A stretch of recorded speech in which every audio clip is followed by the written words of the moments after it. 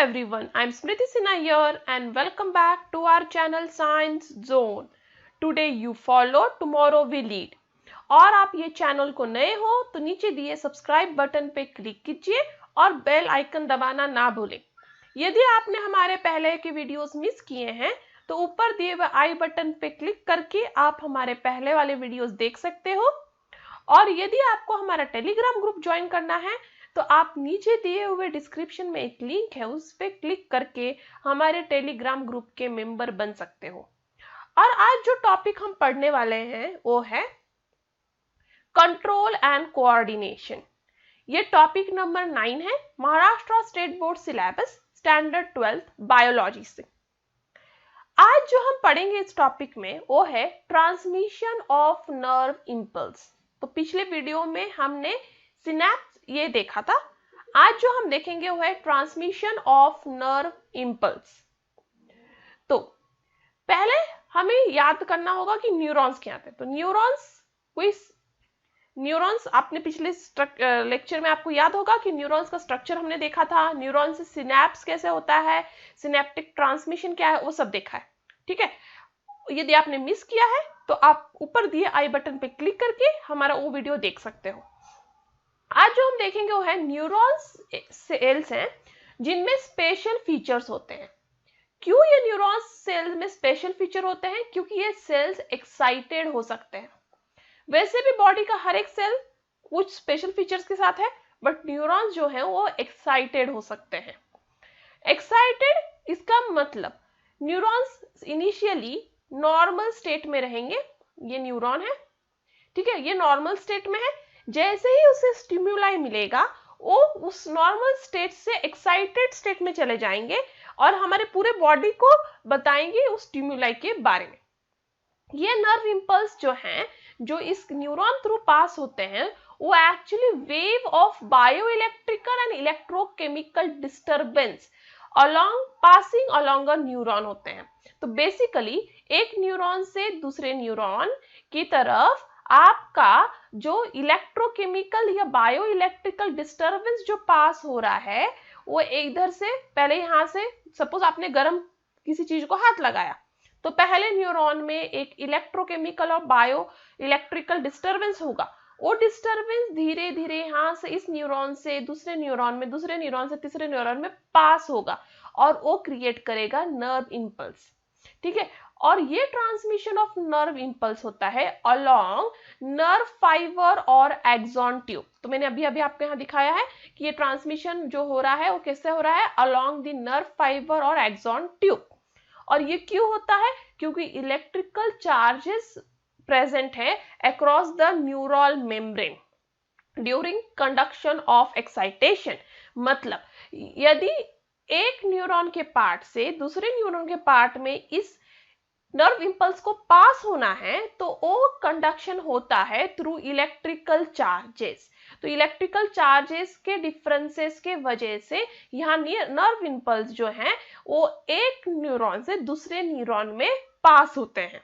ठीक है, each neuron में मतलब हर एक न्यूरॉन में चार्ज सेल्यूलर मेम्ब्रेन होता है। ठीक है, हर एक न्यूरॉन में क्या है?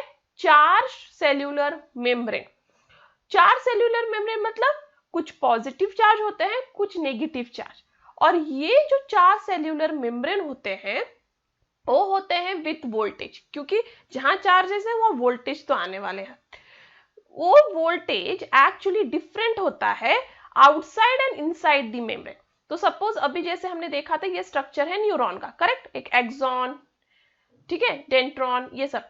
तो ये स्ट्रक्चर न्यूरॉन का, तो ये इनसाइड पार्ट है और ये आउटसाइड पार्ट। तो ये दोनों के इनसाइड और आउटसाइड जो चार्ज है वो चार्ज डिफरेंट प्रेजेंट होते हैं। इनसाइड अलग चार्ज होता है, आउटसाइड अलग चार्ज होता है, जिसके वजह से एक वोल्टेज तैयार होता है। और ये वोल्टेज जो होता है वो मेम्ब्रेन के अंदर और मेम्ब्रेन के बाहर अलग अलग होता है। ठीक है, और बेसिकली एक प्लाज्मा मेम्ब्रेन, ये प्लाज्मा मेम्ब्रेन है न्यूरॉन के ऊपर का, ठीक है, ये प्लाज्मा मेम्ब्रेन सेपरेट करता है आउटर और इनर सॉल्यूशन को। ठीक है, तो आउटर सॉल्यूशन जो डिफरेंट केमिकल कंपाउंड का बना हुआ है, इनर सॉल्यूशन जो डिफरेंट केमिकल कंपाउंड का बना हुआ है। दोनों के वोल्टेज अलग है और इन्हें कौन सेपरेट कर रहा है? इन्हें सेपरेट कर रहा है आपका plasma membrane of neuron. But ये याद रखना है कि बाहर अलग चार्ज है, इनसाइड अलग चार्ज है, but total number of ions बाहर और इनसाइड सेम होंगे।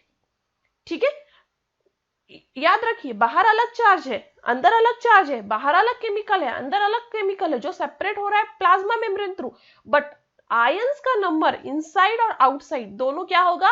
Same number. तो अब इनसाइड क्या प्रेजेंट होता है? तो जो एक्सटर्नल टिश्यू फ्लूइड होता है उसमें both Na plus K plus होता है, बट Na प्लस और Cl माइनस ज्यादा होता है। तो वापस मैं आपको ये न्यूरॉन का स्ट्रक्चर दिखा रही हूँ, ये न्यूरॉन का स्ट्रक्चर है। तो मैंने बताया अंदर अलग मटेरियल है, बाहर अलग। तो एक्सटर्नल टिश्यू फ्लूइड मतलब न्यूरॉन के बाहर Na प्लस और K प्लस दोनों प्रेजेंट होता है, बट Na प्लस ज्यादा नंबर में होता है और K प्लस थोड़े नंबर में। और Na प्लस को बैलेंस करने के लिए ऑब्वियसली यहाँ पे चाहिए Cl माइनस। तो बाहर क्या प्रीडोमिनेंट है? बाहर प्रीडोमिनेंट है Na प्लस और Cl माइनस, और K प्लस तो प्रेजेंट है बट बहुत कम अमाउंट में।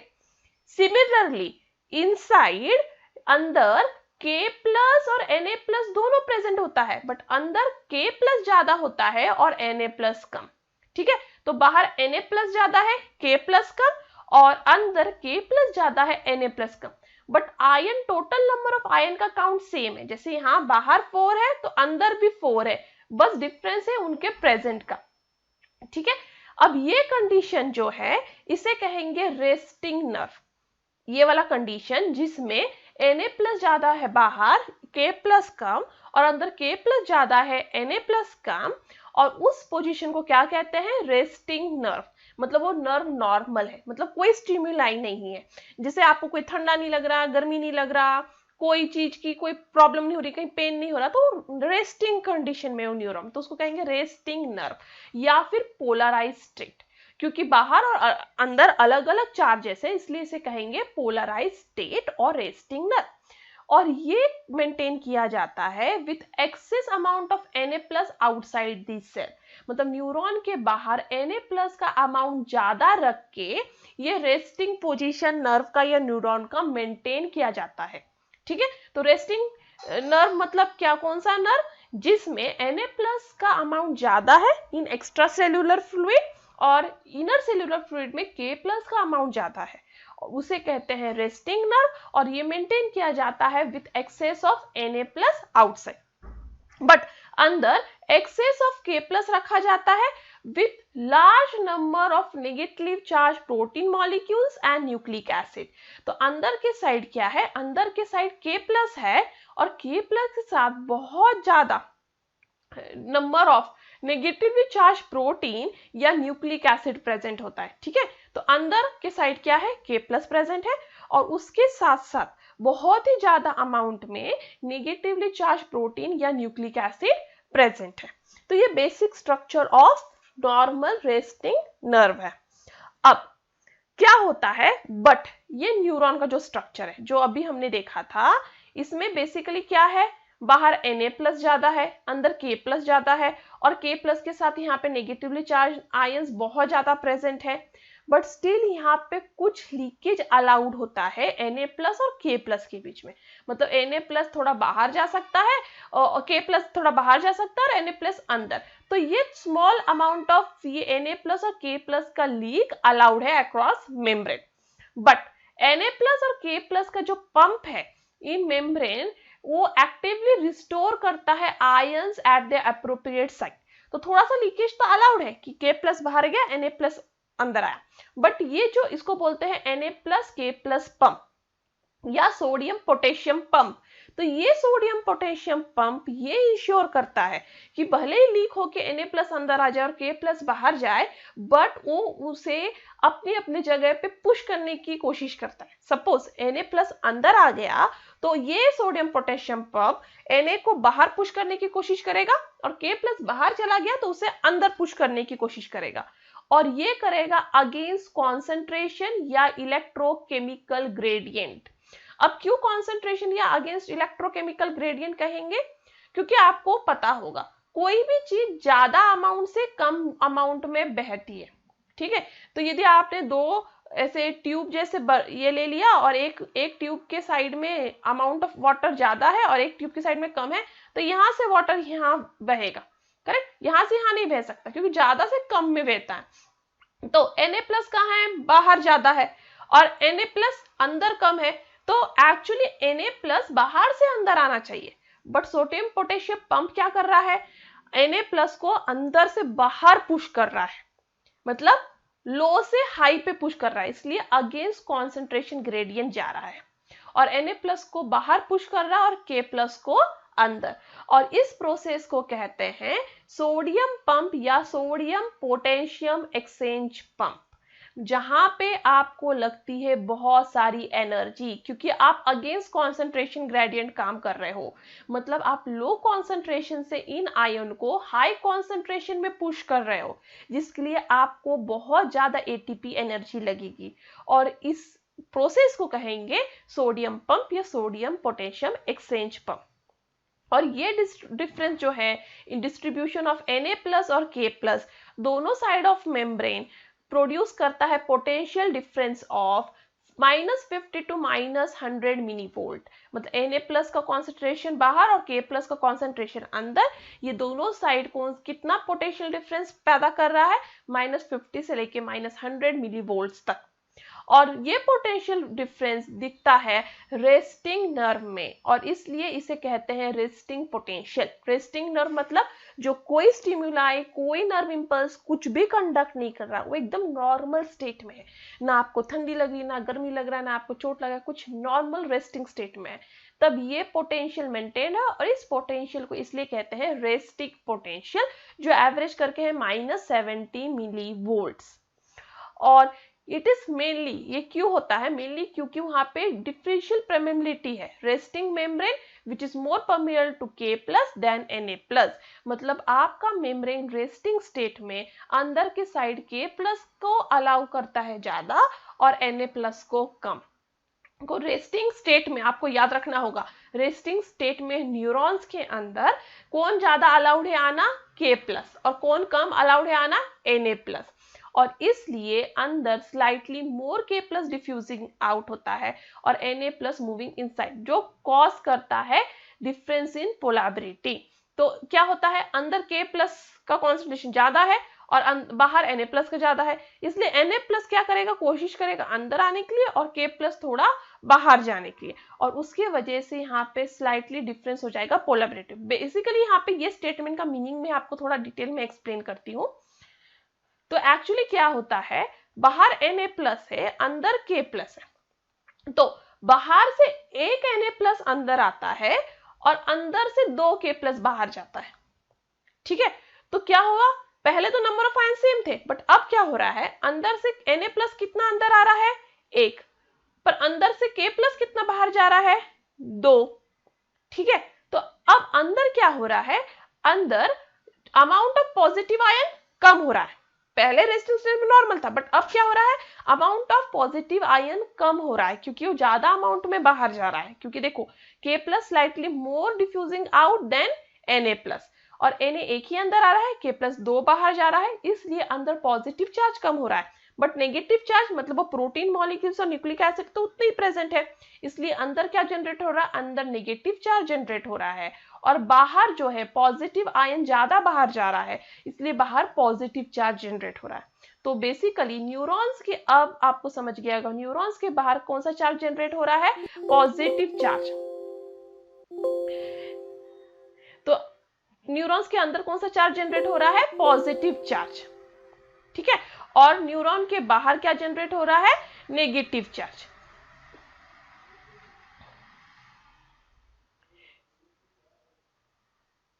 तो न्यूरॉन के बाहर क्या जनरेट हो रहा है, पॉजिटिव चार्ज, और न्यूरॉन के अंदर क्या जनरेट हो रहा है, नेगेटिव चार्ज, क्योंकि मोर अमाउंट ऑफ Na+ जो है, लेस अमाउंट ऑफ Na+ अंदर आ रहा है और मोर अमाउंट ऑफ K+ बाहर जा रहा है। और ऑल्सो ये ions like negative charge proteins and nucleic acid inside the cell make overall negative on the inside and positive charge on the outside. और इसके वजह से क्या हो रहा है, ये सबके वजह से क्या हो रहा है, अंदर के side positive charge negative charge बन रहा है, क्योंकि पॉजिटिव आयन की संख्या अंदर कम हो रही है और नेगेटिव चार्ज तो उतना का उतना बरकरार है, इसलिए अंदर अब नेगेटिव चार्ज बन रहा है और बाहर पॉजिटिव चार्ज बन रहा है, क्योंकि बाहर जाने वाले पॉजिटिव आयन की संख्या बढ़ रही है।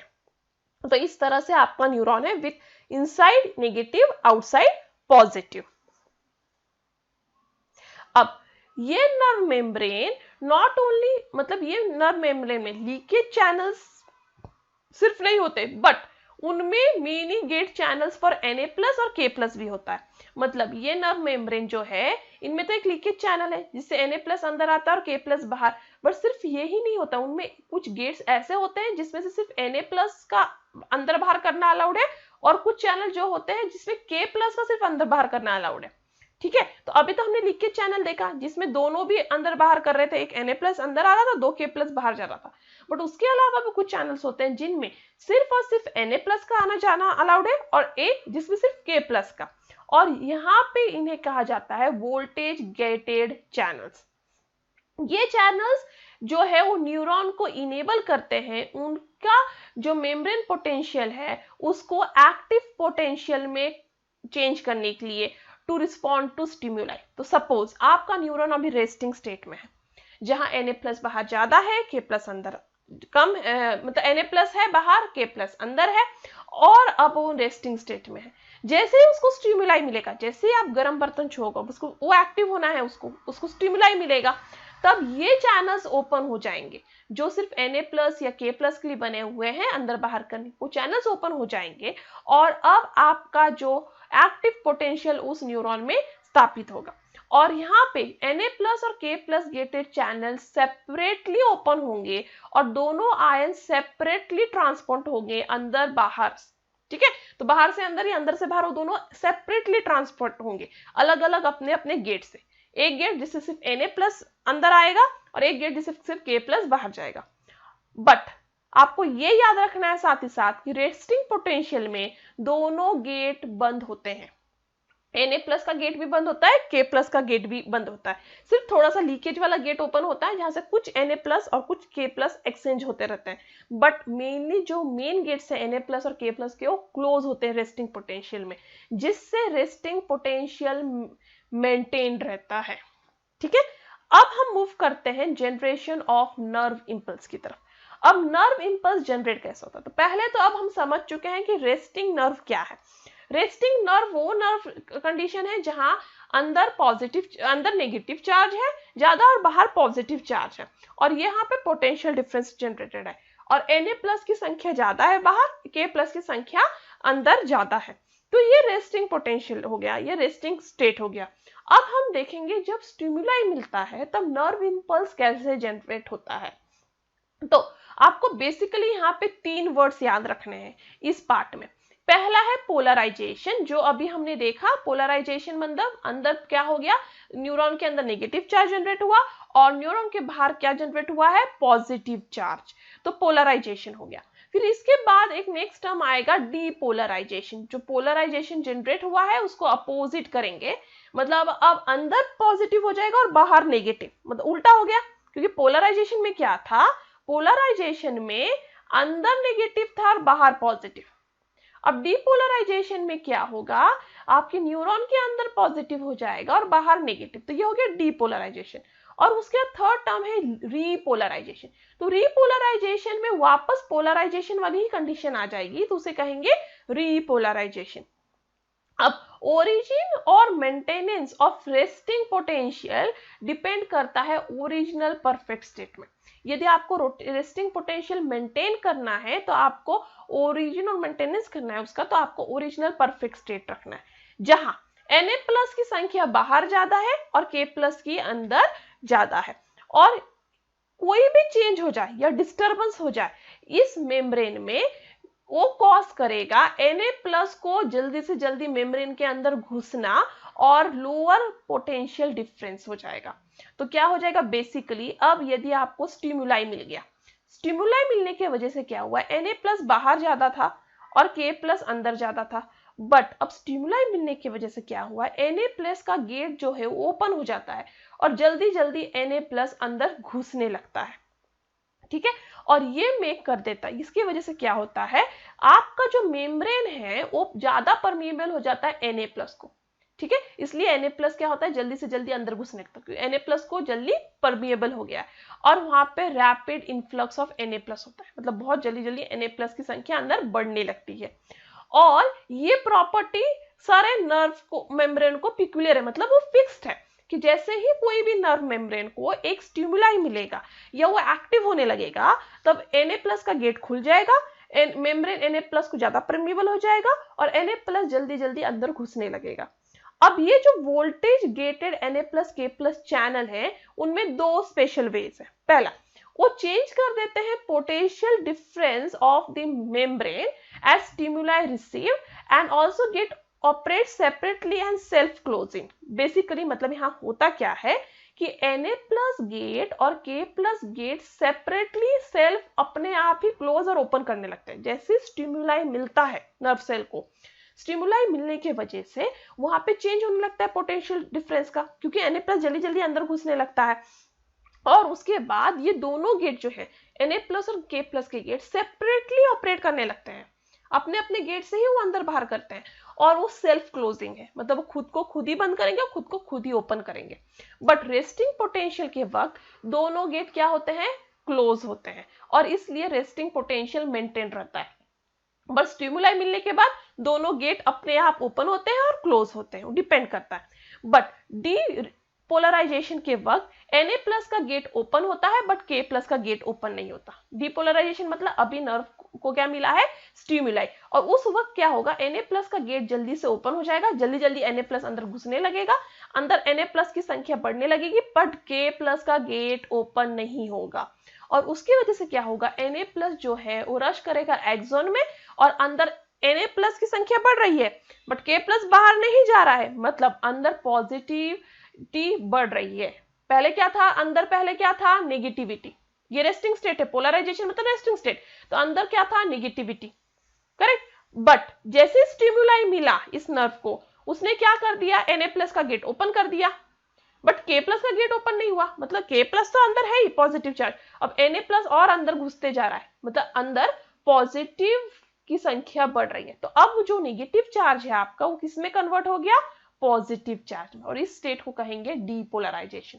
तो आपको समझ गया होगा रेस्टिंग स्टेट से डीपोलराइजेशन में कैसे जाना है, आपको सिर्फ Na+ का गेट ओपन करना है जिससे Na+ अंदर घुसने लगे, पॉजिटिव आयन की संख्या बढ़ने लगेगी, बट K+ को बाहर नहीं भेजना है, तो अंदर पॉजिटिव आयन की संख्या बढ़ गई, इसलिए अंदर अब पॉजिटिव हो गया और बाहर से पॉजिटिव अंदर जा रहा है, बट बाहर का नेगेटिव तो है ही प्रेजेंट, तो बाहर नेगेटिव हो जाता है, क्योंकि बाहर का जो पॉजिटिव वो अंदर चला गया तो बाहर कुछ नहीं रहा, तो वो नेगेटिव ही हो जाएगा, करेक्ट। और अब क्या होता है, अब हो जाता है उल्टा रेस्टिंग स्टेट का, अब हो जाता है कि एक्स्ट्रा सेल्यूलर जो फ्लूइड है आपका, जो बाहर का फ्लूइड है जो पहले पॉजिटिव था अब हो जाता है नेगेटिव, और जो इनर मेम्ब्रेन का फ्लूइड है जो पहले पॉजिटिव था, पहले जो पॉजिटिव था बन जाता है, सॉरी, जो पहले नेगेटिव था वो बन जाएगा पॉजिटिव। तो इनर वाला जो फ्लूइड है पहले वो नेगेटिव था, अब क्या बन गया, पॉजिटिव, और जो बाहर वाला फ्लूइड था जो पहले पॉजिटिव था अब वो बन गया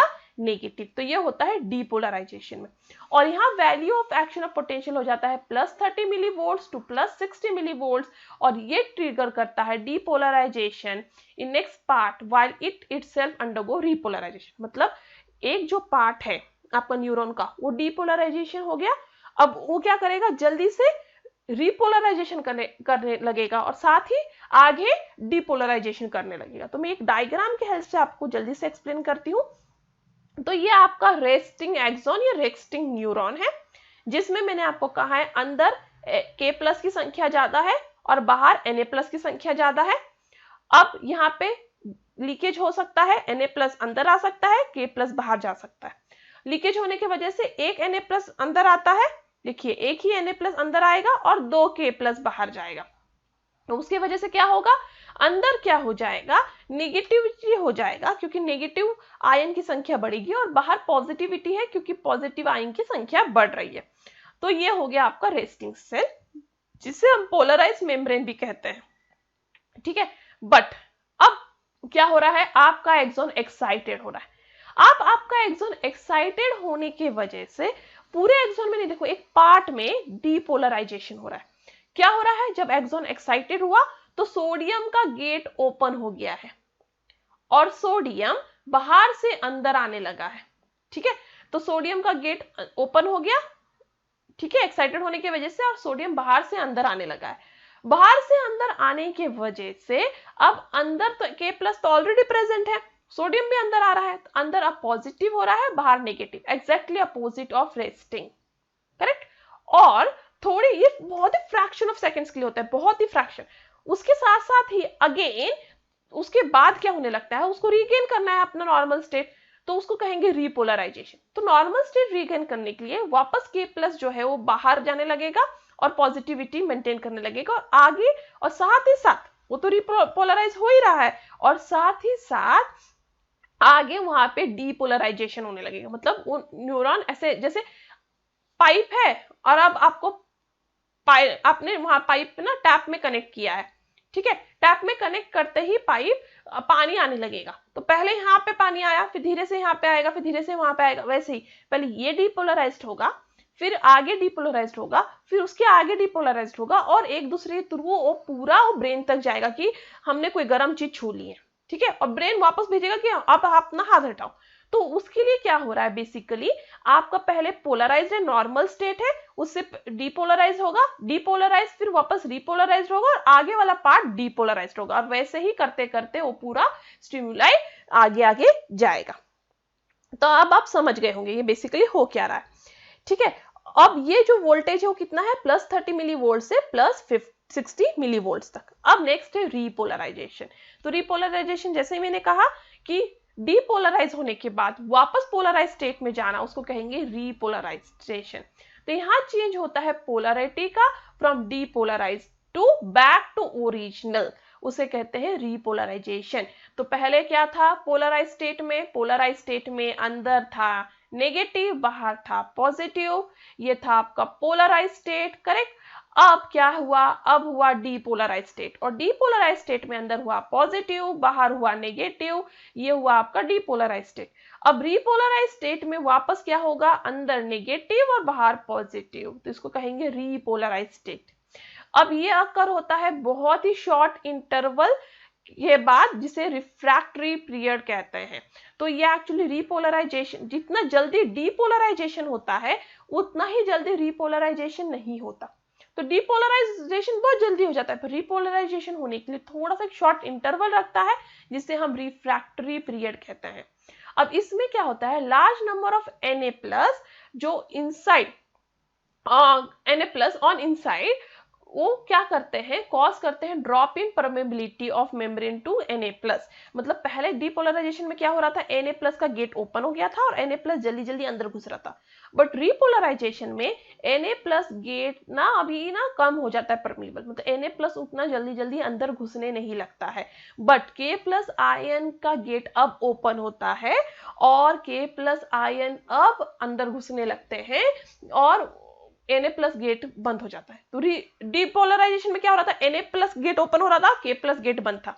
बट रीपोलराइजेशन में अब Na+ गेट बंद हो जाएगा और K+ गेट ओपन हो जाएगा, और इसको कहते हैं लोकलाइज्ड एक्टिविटी, मतलब एक बार में एक गेट ओपन। अब K+ आयन जल्दी जल्दी बाहर जाते हैं और Na+ उस कंपेयर से अंदर स्लोली आते हैं, और यहाँ पे Na+ गेट क्लोज हो गया है, K+ गेट ओपन हो गया है, और इसे कहते हैं Na+ K+ pumps become operational. अब इस प्रोसेस में, ये प्रोसेस में प्रोड्यूसिंग ऑफ वेव स्टिमुलाई होता है, फिर उसके बाद पहले वेव स्टिमुलाई प्रोड्यूस हुआ, फिर कॉजिंग ऑफ डीपोलराइजेशन हुआ, और फिर रिपोलराइजेशन होता है, और ये रिपीटेड कंटिन्यूअसली होता है up to the end of axon terminal, और ये सेल्फ प्रोपोगेटिंग प्रोसेस है। मतलब मैं ये इसका मीनिंग बता देती हूँ, क्या हो रहा है बेसिकली, ये रेस्टिंग एक्सॉन है जिसमें नॉर्मल स्टेट मेंटेन है, अंदर नेगेटिव बाहर पॉजिटिव, फिर डीपोलराइजेशन हुआ जहां पॉजिटिव अंदर हो गया बाहर नेगेटिव हो गया, और साथ ही साथ अब क्या होगा, धीरे से डीपोलराइजेशन आगे बढ़ेगा, और जो पीछे पहले डीपोलराइज था वो रिपोलराइज्ड हो जाएगा। फिर जो डीपोलराइज्ड अब यहाँ पे हुआ वो आगे बढ़ेगा, फिर नेक्स्ट स्टेप में ये डीपोलराइज्ड होगा, ये रिपोलराइज, फिर नेक्स्ट स्टेप में आगे वाला डीपोलराइज्ड होगा और ये रिपोलराइज्ड, और ये सेल्फ अपने आप करता जाएगा, मतलब सेल्फ प्रोपोगेटिंग, मतलब अपने आप वो आगे बढ़ाता जाएगा और खुद को रिपोलराइज्ड करता रहेगा। अब ये जो है इतना जो प्रोसेस है अभी तक जो हमने देखा है, अभी तक हमने उसको देखा है नॉन मेड्यूलेटेड नर्व में, ठीक है।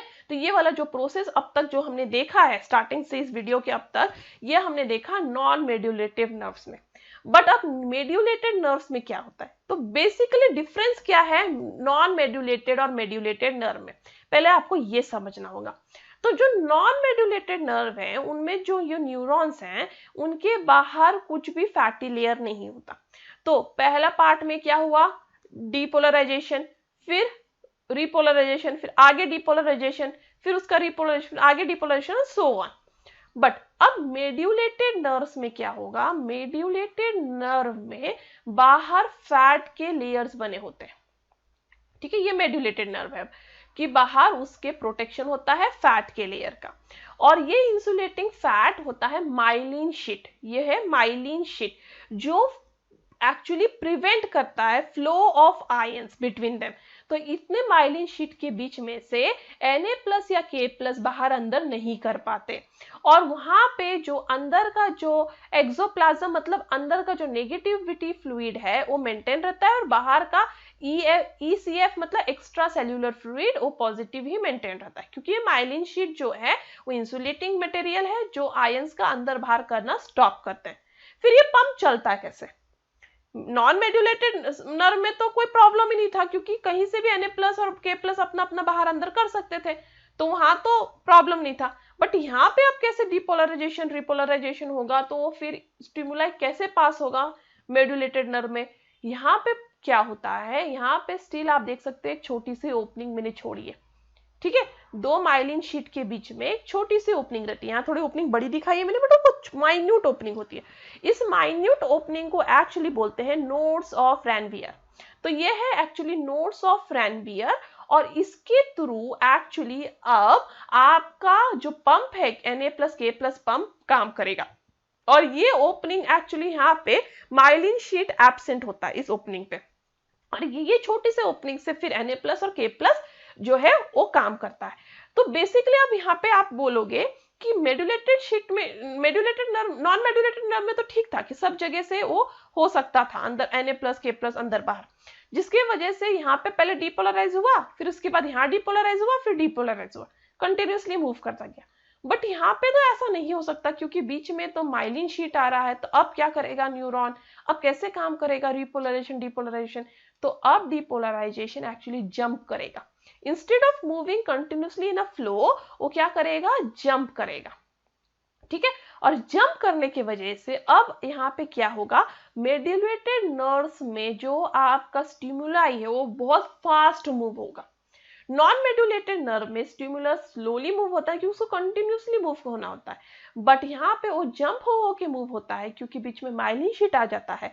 इसलिए मेड्यूलेटेड नर्व्स में जो मूवमेंट है वो बहुत ही फास्ट है, और इसलिए इसे कहते हैं सेल्यूलेटरी कंडक्शन, जो 120 मीटर पर सेकेंड है, क्योंकि जंप हो के होता है इसलिए वो 1 सेकेंड में 120 मीटर तक जा सकता है।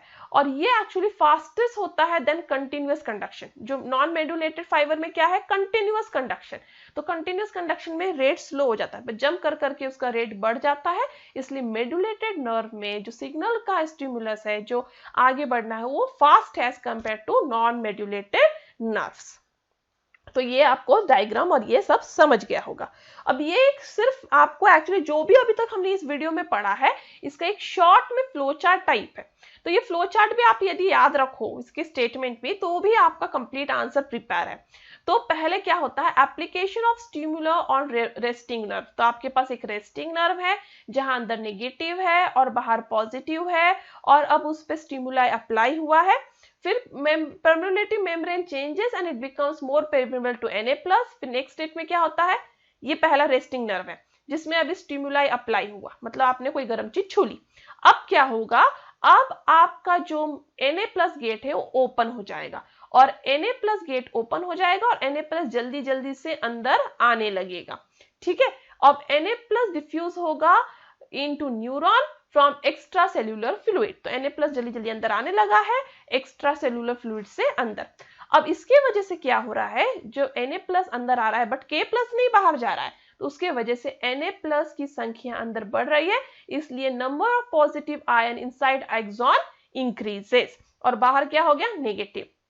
तो पहले मैक्सिमम पोटेंशियल डिफरेंस यहाँ था -70 मिली वोल्ट, अब यहाँ पे जो मैक्सिमम हो गया है वो हो गया +30 मिली वोल्ट, क्योंकि अब Na+ अंदर घुस रहा है। और ये चेंज मेम्ब्रेन पोटेंशियल को कहते हैं एक्शन पोटेंशियल। मतलब अब ये जो पार्ट है न्यूरॉन का वो एक्टिवली अब डीपोलराइज्ड हो गया है, वो अब कंडक्ट कर रहा है आपका स्टिमुलस। सिंस पोलरिटी जो है वो रिवर्स हो गया है, पहले क्या था अंदर नॉर्मल में, अंदर नेगेटिव बाहर पॉजिटिव, उसका अपोजिट हो गया है इसमें, इसलिए इसे कहते हैं रीपोलराइजेशन। अब रिपोलराइजेशन मतलब डिपोलराइज सेल को वापस नॉर्मल करना, उसको कहते हैं रिपोलराइजेशन, जिसमें Na+ का चैनल्स अब क्लोज हो जाता है। जो डिपोलराइज के समय ओपन हो गया था Na+ के गेट्स, अब वो क्लोज हो जाएंगे, और K+ के गेट जो क्लोज थे वो अब ओपन हो जाएंगे, और आपका मेम्ब्रेन अब परमेबल हो जाएगा K+ को, और K+ डिफ्यूज होने लगेंगे एक्सॉन के बाहर, और इनसाइड द मेम्ब्रेन अब बिकम नेगेटिव वंस अगेन। और इसके बाद जो आपका नॉर्मल स्टेट है वो आ जाएगा, अंदर नेगेटिव बाहर पॉजिटिव, और इसको कहते हैं रीपोलराइजेशन। और axon inside becomes negatively charge and extra cellular fluid becomes positively charge. तो जो भी हमने अपने वीडियो में पूरा पढ़ा उसका मैंने यहाँ पे समराइज कर दिया। So that's all for today. Thank you. If you have any doubt, any comment, any suggestion, you are free to do that on askyourdoubt04@gmail.com. आपको मेरा वीडियो अच्छा लगा हो तो थम्स अप दीजिए, इस वीडियो को और ज्यादा से ज्यादा शेयर कीजिए, सब्सक्राइब कीजिए, और जाने से पहले you can't live a positive life with a negative mind. And that's all for today. Thank you. Stay tuned.